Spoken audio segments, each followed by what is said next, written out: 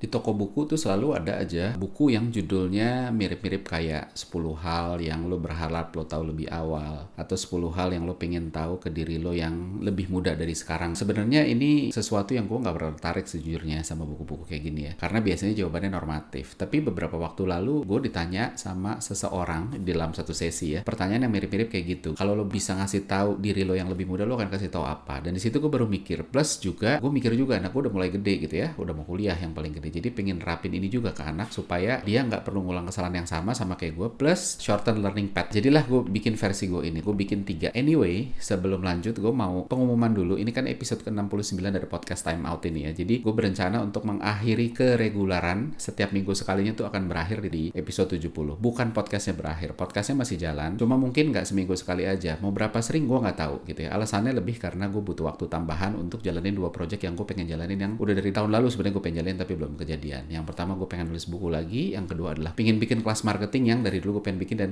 lebih reguler aja. Apa aja sih 3 hal yang gue pengen ajarin atau pengen kasih tahu ke diri gue yang masih lebih muda dari sekarang, atau ke anak gue lah ya. Yang pertama adalah tentang komitmen. Jadi dari zaman sekolah gue dulu ya, gue bukan tipe orang yang ngejar nilai, bukan tipe yang pasang target tinggi untuk nilai, oh harus 9, harus 10 gitu kan, IPK harus 3,5, 3,7, enggak. Target gue lebih ke yang penting gue ngerti. Gue jalan dengan prinsip ini bertahun-tahun.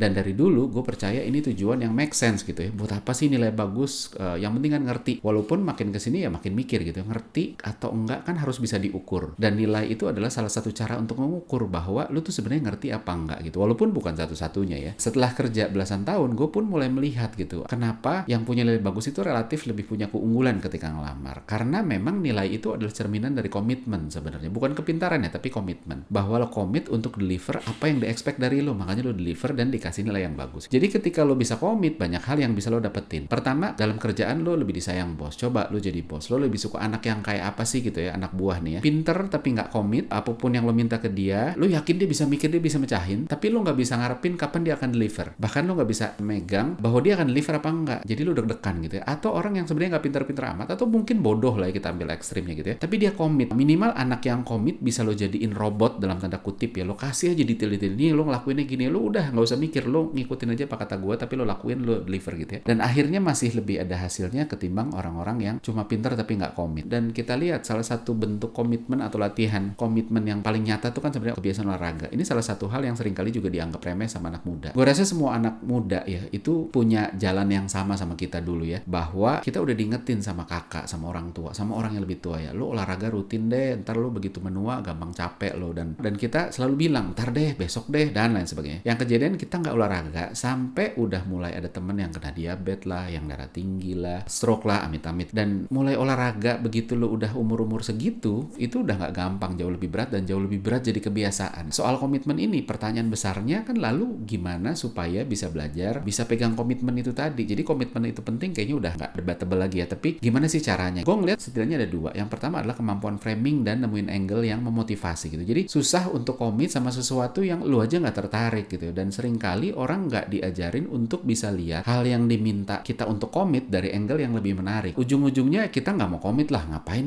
gue aja nggak tertarik terus gue suruh komit sama itu, nggak mau lah. Kalaupun ada orang yang EQ-nya kuat banget gitu ya, sehingga dia bisa komit sama sesuatu yang dia sebenarnya nggak suka. Gue nggak suka banget nih ngerjain ini, tapi karena EQ-nya dia hebat, dia bisa ngalahin egonya, rasa ketidaknyamanan untuk ngelakuin itu, dan dia tetap akan ngelakuin itu gitu. Sebagian besar orang nggak punya EQ yang sebesar itu gitu ya, termasuk gue merasa EQ gue nggak di situ gitu lah. So kemampuan framing ini penting banget, karena kemampuan framing ini adalah tentang kemampuan ngebangun konteks sehingga yang diminta tetap sama, tapi lo bisa melihat dari sisi berbeda, dari angle berbeda, dari framing yang berbeda. Contoh paling gampang misalnya, kalau lo nggak suka ngadepin bos yang nyebelin, terus lo fokus sama gaji gede yang lo terima, aduh tapi gaji gue gede gitu ya, udah fokusnya sama itu aja. Jadi lo akan lebih punya daya tahan untuk ngadepin yang nyebelin, ya udah ingat gaji gede aja, atau sekedar ingat cicilan kalau bercandaan anak sekarang. Jadi ada sesuatu yang bikin lo mau komit, tapi nggak segampang itu. Kadang painnya sebegitu besar, bosnya sebegitu nyebelin, sehingga susah untuk lo nemuin sisi positifnya. Jadi gaji gede tuh sampai kan banyak banget, aduh nggak worth it lah gue dibayar segitu gitu ya, gue kerja kayak begini, experience yang nggak nyaman begini, dan akhirnya kita stop. Atau sekedar hal positifnya nggak urgent aja, termasuk misalnya olahraga itu kan painnya instan, capeknya langsung, makan waktu, badan sakit-sakit abis gitu. Positifnya lo lebih sehat, tapi kan nanti setelah berapa tahun lagi, setelah lo mulai rutin, dan itu yang bikin kita menunda, udah deh nanti aja deh. Kemampuan framing ini juga adalah kemampuan mental flexibility dan kreativitas untuk nemuin sisi lain. butuh kebesaran hati kita untuk ninggalin cara kita yang biasanya itu gimana sih kita ngelihat sesuatu ini dan explore cara baru, angle baru. Untuk bisa nemuin itu, lu butuh wawasan gitu. Wawasan lagi, ini udah 2 episode kita ngomongin wawasan, episode ketiga gue singgung lagi ya. Gimana lu bisa lihat dari sisi lain kalau lu nggak pernah mau explore sisi lain tadi, which itu wawasan. Bos yang lahir dari keluarga kaya, yang dari lahir sampai dia jadi bos, apapun ada yang bantuin gitu ya. Dia tinggal nunjuk-nunjuk aja, nyuruh-nyuruh doang. Nah, dia nggak akan punya wawasannya ketika gue ngerjain sendiri tuh rasanya apa sih, sehingga ketika dia mimpin orang yang apapun dia kerjain sendiri, dia nggak pernah bisa ngerti karena nggak ada wawasan itu. Wawasan juga yang bikin lo ngelihat efek positif dan instannya olahraga tadi yang gue singgung kan, olahraga tuh kan nanti efeknya. Enggak sebenarnya, bahwa olahraga itu badan segernya itu sebenarnya instan karena secara saintifik setiap manusia bangun dengan kadar hormon stres yang tinggi, kortisol. Kenapa? Karena memang kita didesain untuk ketika bangun, ayo lo harus siap untuk menghadapi tantangan hidup inilah kasarnya gitu ya. Butuh energi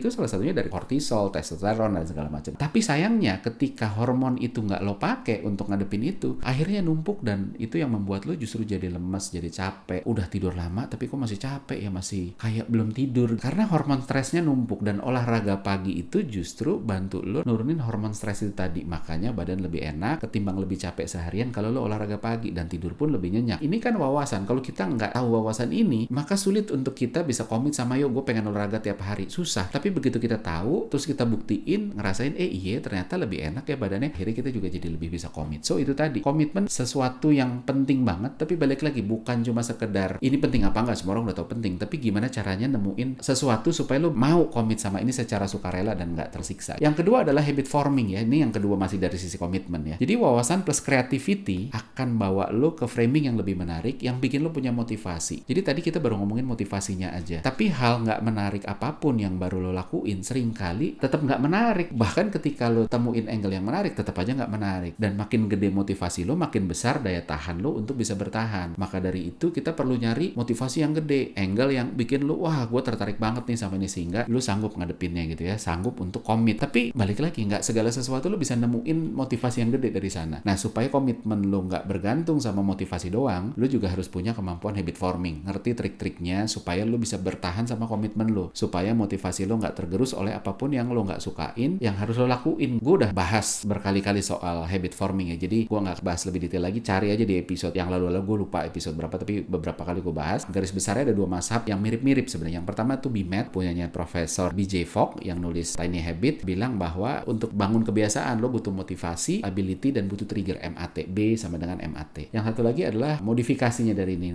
namanya kombi, capability, opportunity, motivation untuk membentuk behavior. Dan ada trik-triknya, entah mecah jadi small step, entah ngatur gimana lo nge-reward yourself, dan lain sebagainya. Poin pertama yang gue pengen kasih tahu, gue pengen ajarin diri gue yang lebih muda, itu adalah soal komitmen. Gimana caranya gue yang lebih muda itu bisa belajar komit, sehingga udah deh, ini penting banget. Karena kalau lo nggak bisa komit, maka banyak hal yang lo nggak bisa kejar. Karena orang cuma bisa megang orang yang komit. Kalau lo nggak bisa komit apapun ya, di pekerjaan, di keluarga, lo pacaran lo nggak bisa komit, lo selingkuh, lo nikah apalagi lebih bahaya. Lo punya anak tapi lo nggak komit untuk ngebayarin hidupnya dia. Ngebayarin kan, punya anak bukan cuma sekedar bikinnya enak doang gitu ya, tapi abis itu juga kan lo harus hidupin dia dan lain sebagainya. Nah, so itu penting banget. Kedua adalah komunikasi gitu ya. Jadi ya kedengarannya normatif gitu ya, tapi suka nggak suka, masalah yang paling banyak dan paling sering bikin kerusakan dalam hubungan kita, hubungan kerja, hubungan keluarga, hubungan pertemanan, adalah komunikasi. Bukan esensinya doang gitu, tapi komunikasinya bahkan nggak nyampe, salah tangkep, nggak ngomong lah, atau terlalu banyak ngomong, atau apapun itu. So komunikasi ini penting karena hidup ini nggak adil-adil amat ya, karena manusia nggak bisa sepenuhnya adil gitu. Jadi lihat aja di berbagai kantor selalu ada aja orang-orang yang nggak pinter-pinter amat, nggak ngerti-ngerti amat, tapi karirnya bagus. Salah satunya karena komunikasinya jago. Kita bilangnya pinter jilat bos gitu. Komunikasi bukan soal pinter jilat bos, tapi orang yang pinter jilat bos dan kebeli sama bosnya udah pasti pinter komunikasi. Jadi ada lagi yang karirnya bagus simply karena bahasa Inggrisnya bagus, apalagi kalau bosnya nggak bisa bahasa Indonesia. Maka yang biasanya dekat sama bos tuh yang bahasa Inggrisnya bagus, regardless dia sebenarnya secara teknikal bagus apa enggak, seringkali jadi nggak masalah lagi. Bahwa dia bisa mimpin tim apa enggak, seringkali kan juga jadi nggak matters. Yang penting adalah komunikasi sama bos enak, jadi bos ngerasa nyaman. Lihat juga di negara-negara yang masyarakatnya bisa bahasa Inggris dengan cukup baik. Kalau di Asia Tenggara kita lihat ada Singapura, Malaysia, di Asia sisanya ada India gitu ya. Mereka kan kemampuan bahasa Inggrisnya bagus. Ekonominya relatif lebih tahan banting dan lebih bergeliat ya. Di Eropa juga kita lihat sebaliknya ya. Negara-negara yang rentan krisis itu bukan negara yang penduduknya dikit dan domestic consumption-nya kecil. Kalau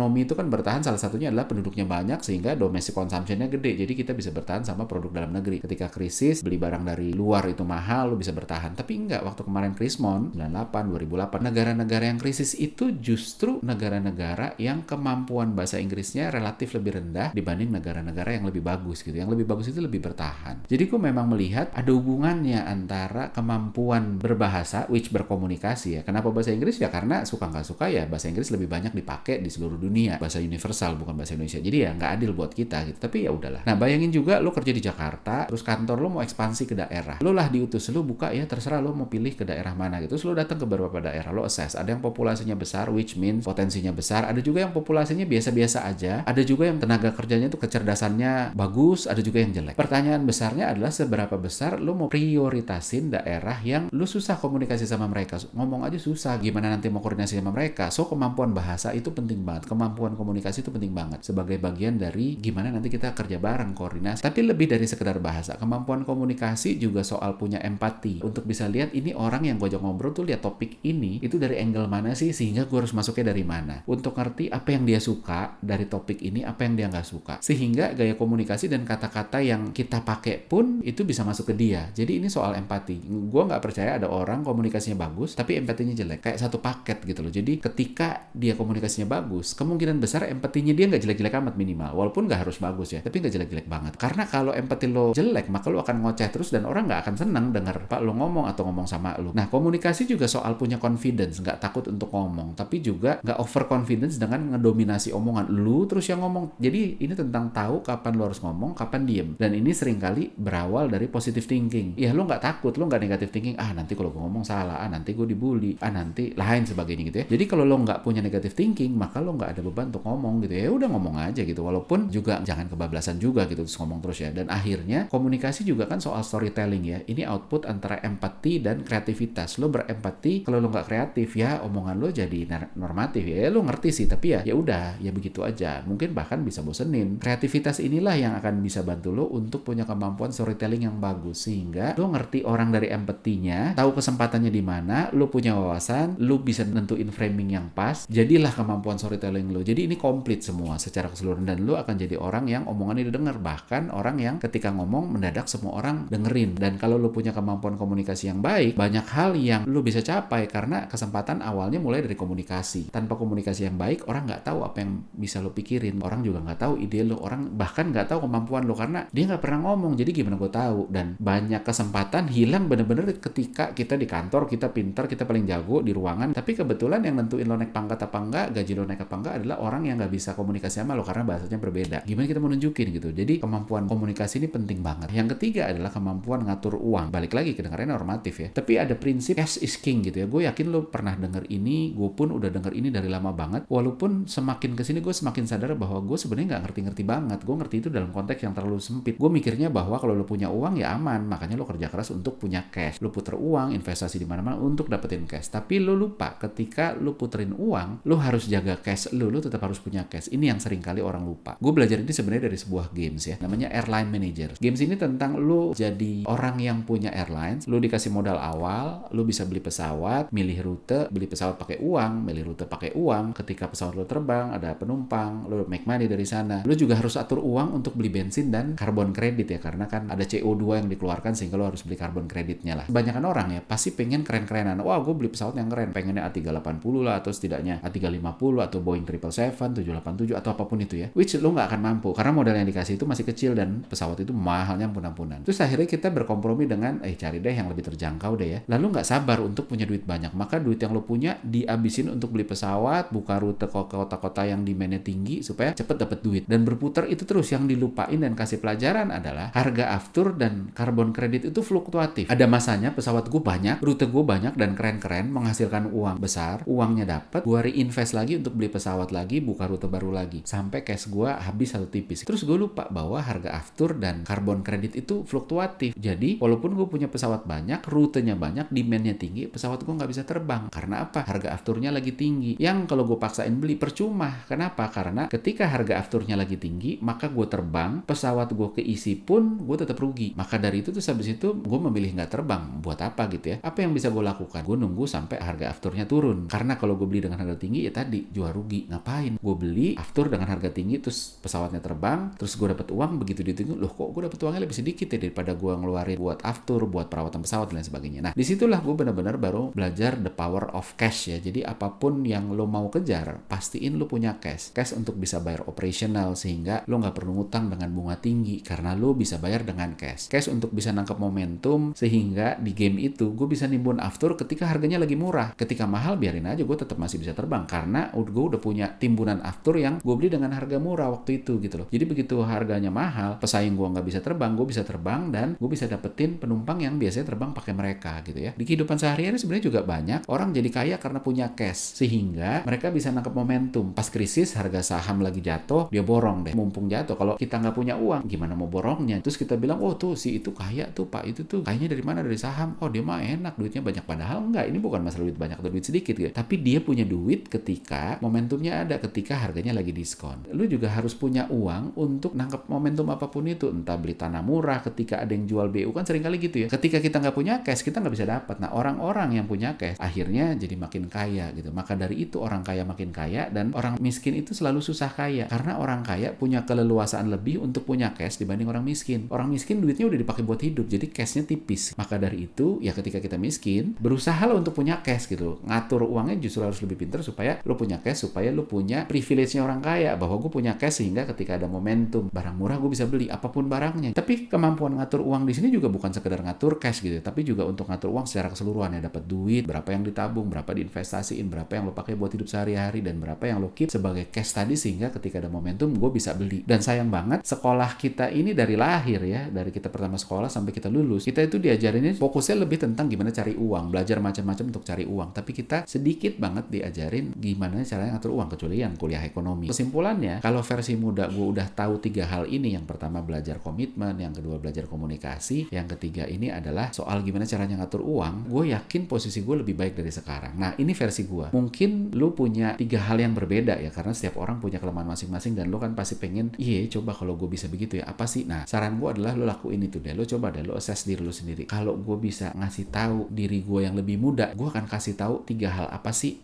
Lu belajar 3 ini deh, karena 3 ini kalau lu bisa, lu bakal jauh lebih keren dari sekarang. Dan lakuin itu buat anak lu, karena kan kita pingin anak kita juga lebih baik hidupnya dari kita ya. Minimal dia nggak ngulangin kesalahan yang sama kita, learning path lebih sedikit, sehingga dia bisa belajar dari kesalahan yang lain, yang ya nggak apa-apa, it's okay untuk belajar dari kesalahan, tapi jangan kesalahan yang sama, kesalahan yang lain lah. Jadi dapatnya juga lebih banyak.